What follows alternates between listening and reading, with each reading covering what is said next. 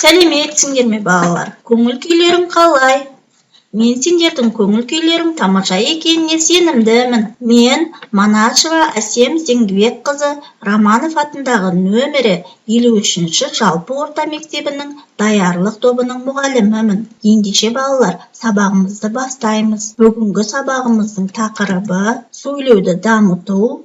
Тақырыбымыз қос шекті домбыра. Сабақты бастамас бұрын шаттық шеңберін құрып алайық. Қандай аспап? Алдымен сен күй тыңда, тартқан күйді дәл тыңда. Қайсы аспапта ойнайды, таба қойшы қалпында дей отырып, күй әуенін тыңдап алған соң балалар, күйді қандай аспапта ойнағанын табамыз.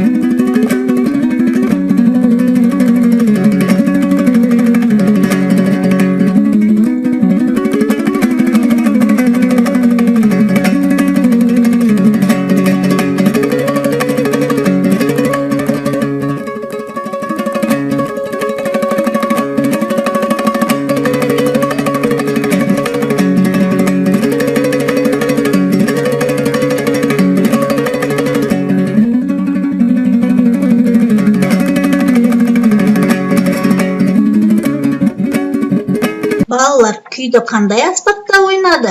Әрине балалар, домбыра аспабында ойнады. Жарайсыңдар. Енді балалар, әліппе дәптермен жұмыс жасаймыз. Бірінші тапсырмада балалар, берілген суреттегі музыкалық аспаптардың ішінен қазақтың ұлттық аспаптарын белгілейміз. Яғни атап айтқанда, дудыға, домбыра, гармон, дауылпаз, сазсырнай, қобыз, пианино, сыбызғы, асатаяқ, жетіген, желбуаз.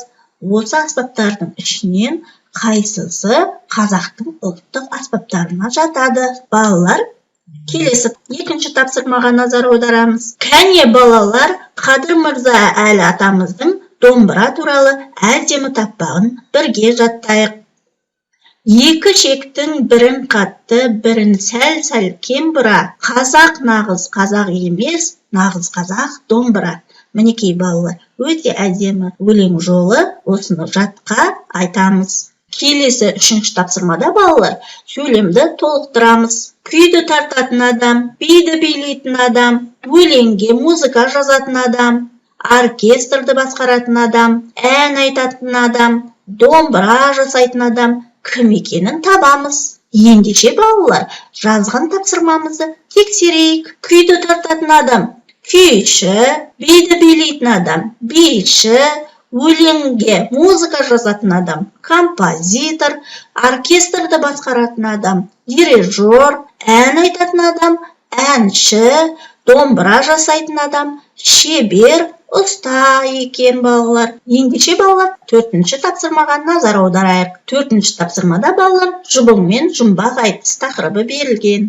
Мойны ұзын әдемі, бар оның қос құлағы, 19 перне мойныңда тізіліп қатар тұрады.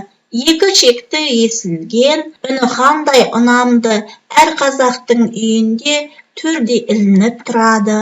Кеудесі бар сопақша, бұл не бұйым болады. Еркем, еркем, еркем-ай, еркелеткен еркем-ай, бұл жұмбақтың жауабы болады екен домбырай. Жарайсыңдар балалар. Бүгінгі сабағымыз осымен аяқталды. Келесі кездескенше сау болыңыздар.